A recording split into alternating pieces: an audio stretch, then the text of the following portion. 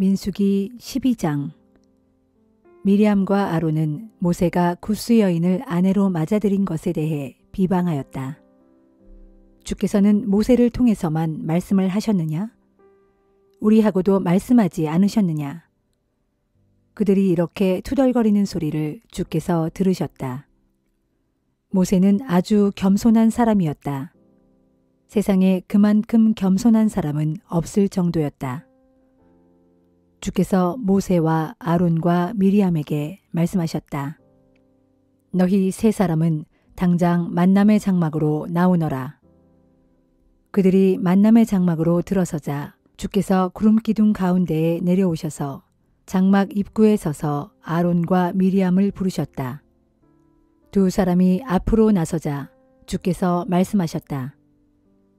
내 말을 잘 들어라. 너희 가운데 예언자가 있을 때는 내가 환상으로 그에게 나를 드러내고 꿈을 통해 그에게 말한다. 하지만 나의 종 모세는 다르다. 내가 모세에게 나의 온 집을 맡겼다. 나는 모세와 얼굴을 마주하고 직접 이야기한다. 하나도 숨기지 않고 분명하게 말해준다. 모세는 내 모습도 직접 본다. 그런데 너희가 어떻게 감히 나의 종 모세를 비난하느냐? 주께서는 그들에게 진노하시고 떠나셨다. 구름이 장막 위로 떠올랐을 때 미리암의 몸에는 나병이 생겨서 살갗이 눈처럼 희게 되었다. 아론은 미리암을 보고는 두려워 떨었다. 아론이 모세에게 간청했다. 우리가 정말 바보 같은 짓을 했네. 우리가 죄를 지었으니 용서해 주게. 우리 누이 미리암의 살이 반이나 썩었네. 모태에서 죽은 채로 나온 사람 같으니 제발 그냥 내버려 두지 말게. 모세가 주께 부르짖었다. 하나님, 제발 도와주십시오. 미리암을 고쳐주십시오. 주께서 모세에게 대답하셨다. 미리암의 아버지가 미리암의 얼굴에 침을 뱉었다고 해도 미리암이 이래 동안은 수치스러워하지 않겠느냐. 그러니 미리암을 이래 동안 진영 밖에 가두어 두어라. 이래가 지난 뒤 진영 안으로 데리고 들어오너라. 그래서 미리암은 이래 동안 진영 밖에 갇혀 있었다. 백성들은 미리암이 다시 돌아올 때까지 이동할 수가 없었다. 미리암이 진영 안으로 돌아오자 이스라엘 백성은 하세롯을 떠나 바란 광야에 진을 쳤다.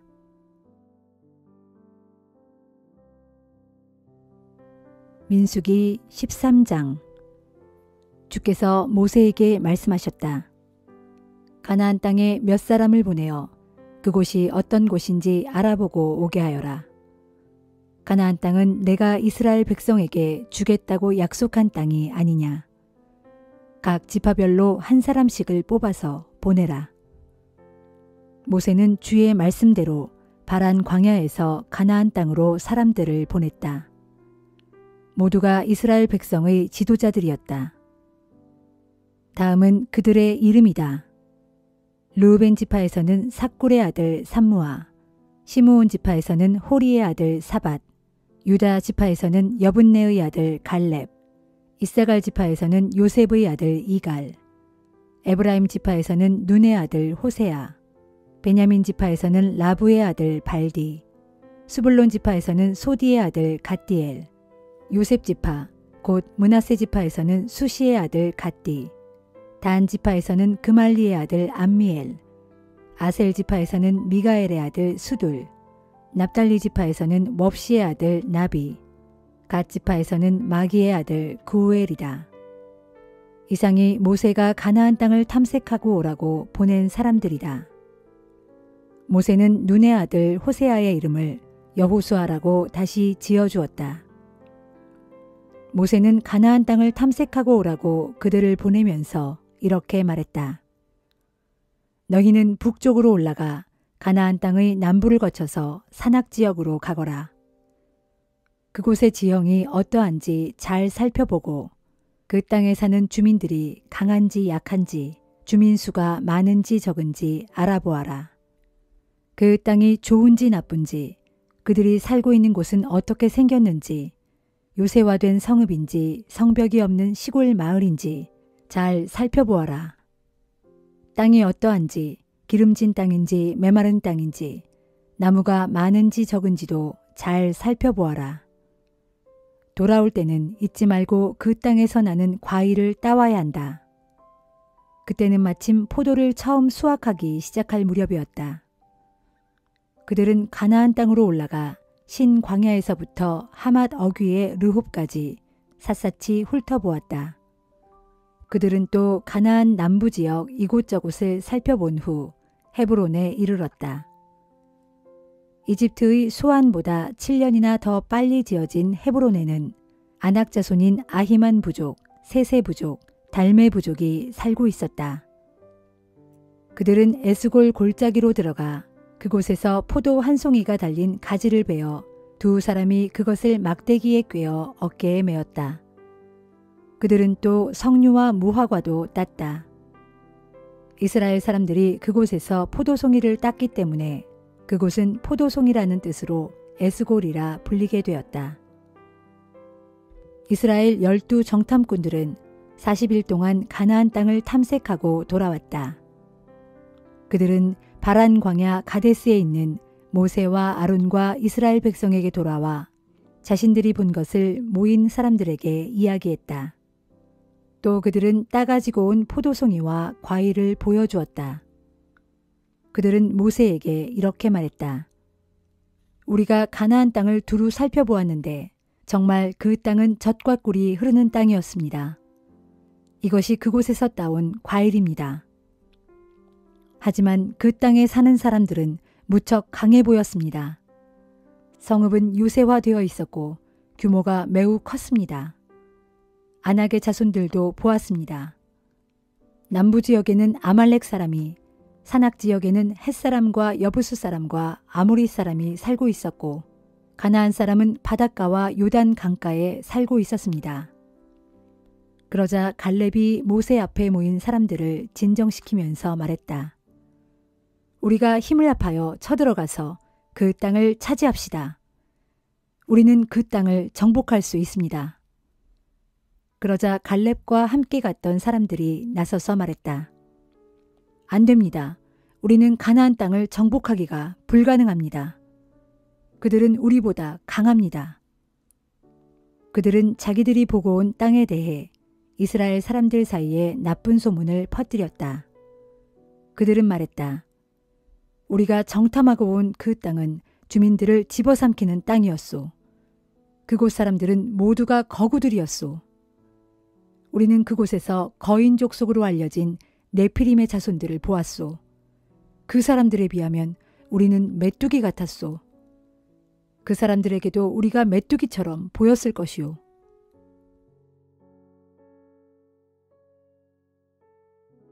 시편 49편. 모든 백성들아 내 말을 들어보아라.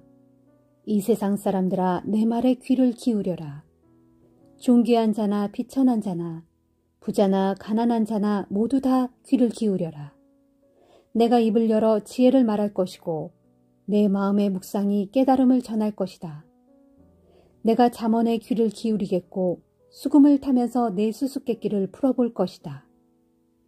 재난의 험한 날이 닥칠지라도 악한 자들이 나를 애워쌀지라도 내가 무엇을 두려워하랴.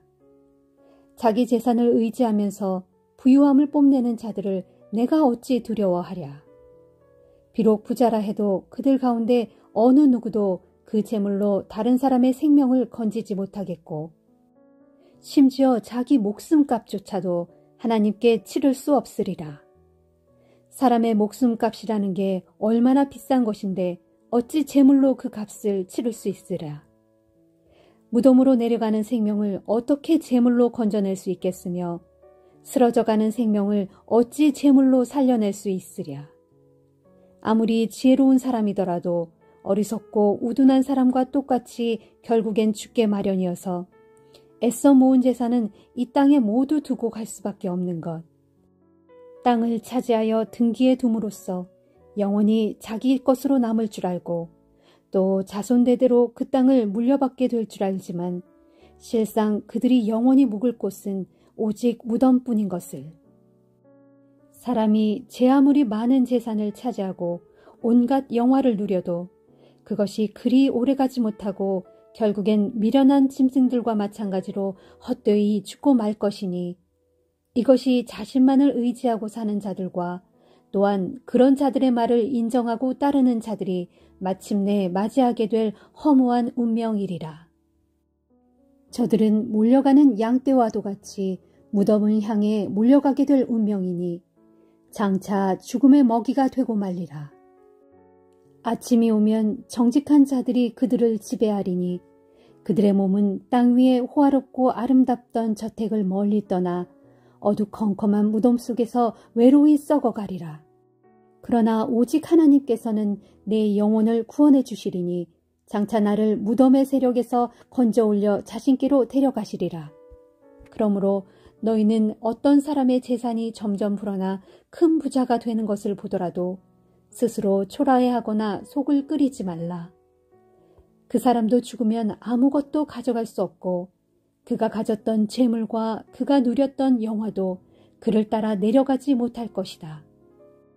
비록 사람이 한평생 부족함 없이 살아서 이만하면 되었다 하고 스스로 흡족해하고 또 다른 사람들에게도 칭송을 받았다 하여도 결국에는 그 사람 또한 자기 조상들이 있는 곳으로 돌아가서 생명의 빛을 영영 다시 보지 못한다.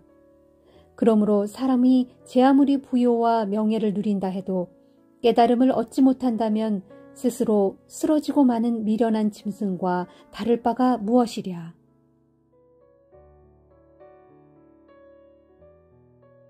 이사야 2장. 이것은 아모스의 아들 이사야가 유다와 예루살렘에 대하여 주께로부터 받은 말씀이다. 먼 훗날 마지막 때에는 주의 성전이 서 있는 예루살렘의 시온산이 세상의 모든 산들 가운데에서 가장 으뜸 가는 산이 될 것이며 모든 언덕들보다도 더욱 우뚝 솟을 것이니 온 세상의 모든 민족들이 그리로 물밀듯 몰려올 것이다. 그때 뭇 민족들이 그리로 일제히 몰려오면서 서로 즐거이 말하기를 자 갑시다. 우리 모두 주님의 산으로 올라갑시다. 야곱의 하나님께서 계시는 성전으로 어서 올라갑시다.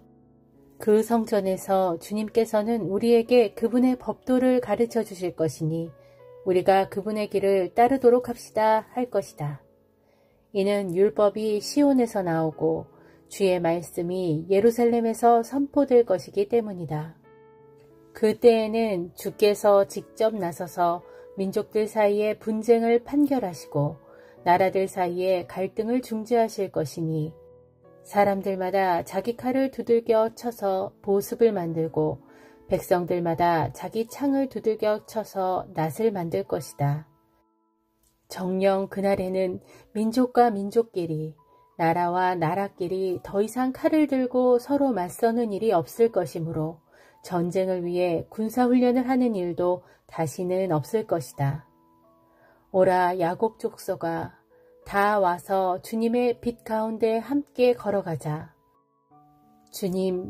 주께서 주의 백성인 야곱 족속을 버리신 것은 저들이 동방의 잡다한 미신들을 다 받아들이고 이방의 블레셋 사람들처럼 온갖 점을 치며 우상을 섬기는 이방 사람들과 손을 잡고 그들과 언약을 맺었기 때문입니다.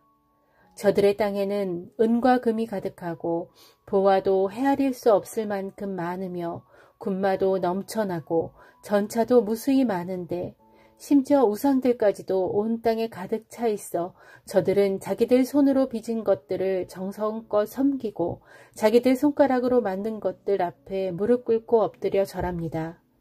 천한 자든 귀한 자든 누구를 막론하고 온 백성이 다 우상 앞에 무릎 꿇고 절하고 있사오니 주여 저들을 용서하지 마소서.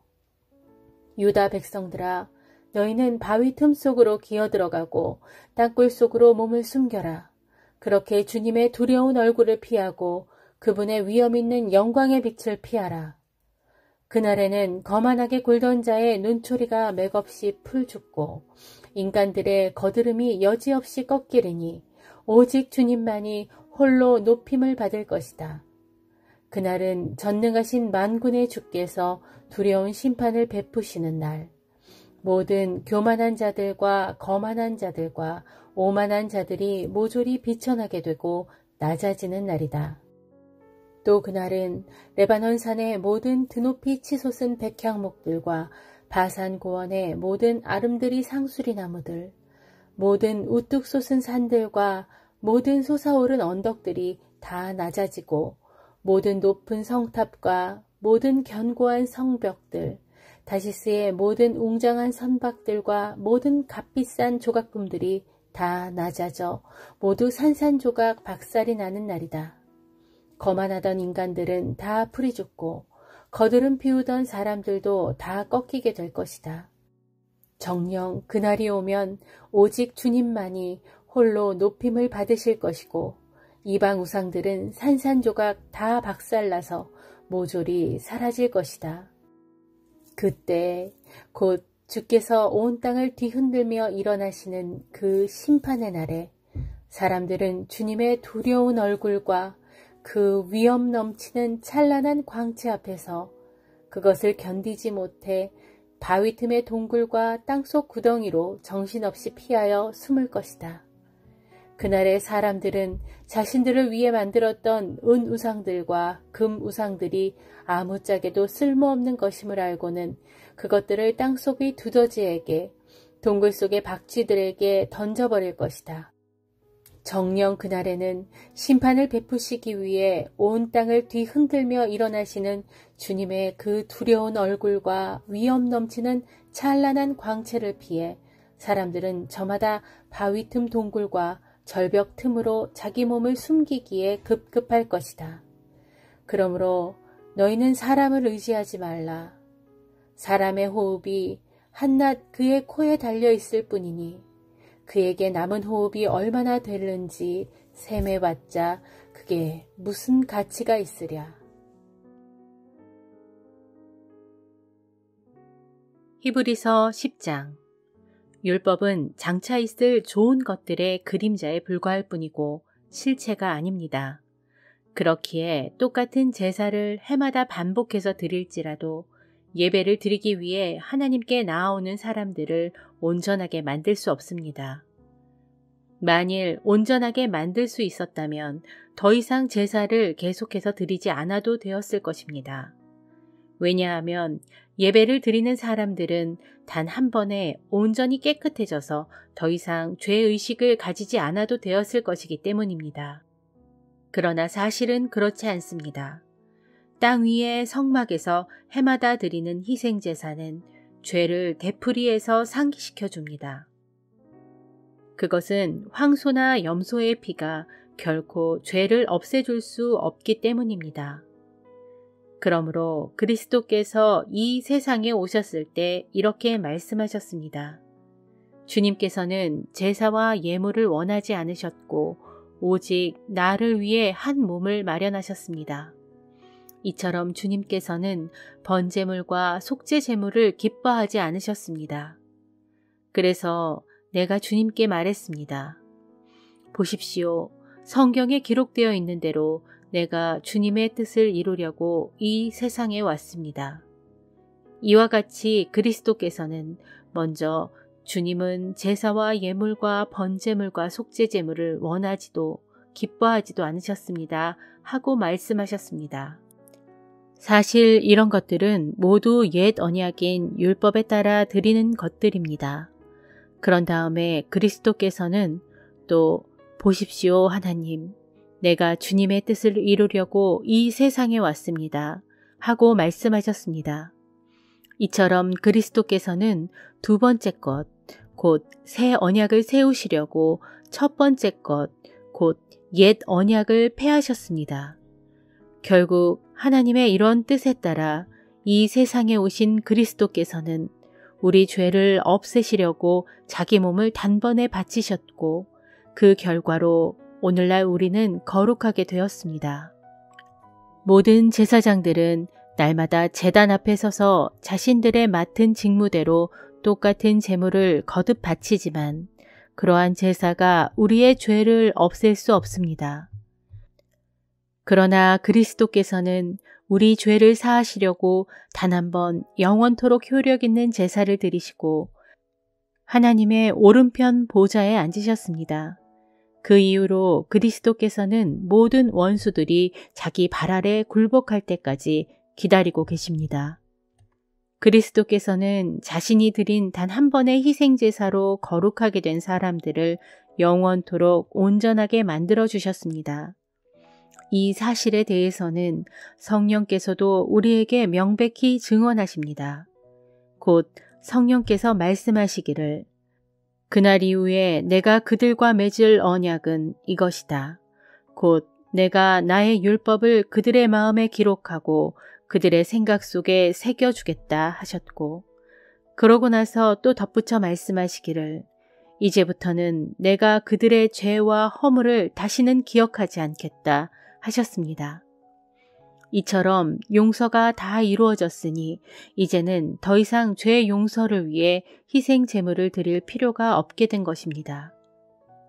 그러므로 형제들이여 이제 우리는 예수 그리스도께서 흘리신 그 피로 인해 담대한 마음으로 하나님께서 계신 지성소에 들어갈 수 있게 되었습니다. 그 길은 예수께서 우리를 위해 지성소 휘장을 뚫고 열어놓으신 것으로 진정 새롭고도 살아있는 길입니다. 그런데 그 휘장은 바로 그분의 육체입니다. 우리에게는 하나님의 집을 다스리시는 위대한 대제사장이 계시고 또한 우리의 마음은 그리스도의 피 뿌림으로 인해 악한 양심에서 벗어나 깨끗해졌으며 우리 몸도 맑은 물로 인해 정결해졌으므로 이제는 확고한 믿음과 진실한 마음으로 하나님께 담대히 나아갑시다. 또 우리에게 약속하신 분은 영원토록 신실하심으로 조금도 흔들리지 말고 우리가 고백하는 소망의 믿음을 더욱 굳게 붙잡도록 합시다. 그리고 우리는 서로를 사랑하고 선한 일을 하도록 피차 돌아보고 격려합시다. 어떤 사람들의 잘못된 습관처럼 우리는 함께 모이는 일을 절대로 소홀히 하지 말고 도리어 서로를 격려하고 권면하는 가운데 주의 재림의 날이 가까워오는 것을 볼수록 더욱 힘써 모이도록 합시다. 만일 우리가 이 같은 진리에 대한 지식을 얻은 후에도 일부러 계속해서 죄를 짓는다면 더 이상 그 죄를 용서받을 수 있는 제사가 없습니다. 그런 사람들에게는 대적하는 자들을 모조리 불에 태워버리시는 하나님의 무서운 진노와 심판만이 기다리고 있을 따름입니다. 한번 생각해 보십시오. 옛적 모세의 율법을 어긴 자들도 두세 증인의 증언만 있으면 가차없이 사형에 처했거든. 하물며 하나님의 아들을 짓밟고 자기를 거룩하게 해준 언약의 피를 부정한 것으로 여기며 은혜의 성령을 모독한 자들에게야 얼마나 더 크고 무서운 형벌이 임하겠습니까? 우리는 원수 갚는 것은 내가 할 일이니 내가 다 갚아주겠다라고 말씀하시고 또 주께서는 자기 백성을 심판하실 것이다 라고 말씀하신 분을 알고 있습니다. 이처럼 살아계신 하나님의 징벌의 손에 떨어지는 것은 정말 두려운 일입니다. 형제들이여, 여러분은 진리의 빛을 받아들인 이후에 고난 가운데서도 잘 견디면서 싸워 이겨내던 초창기 시절을 되새기십시오. 여러분은 때때로 비방을 받고 공공연히 박해를 당하기도 했고 또 그런 고난을 겪는 사람들의 동료가 되기도 했습니다.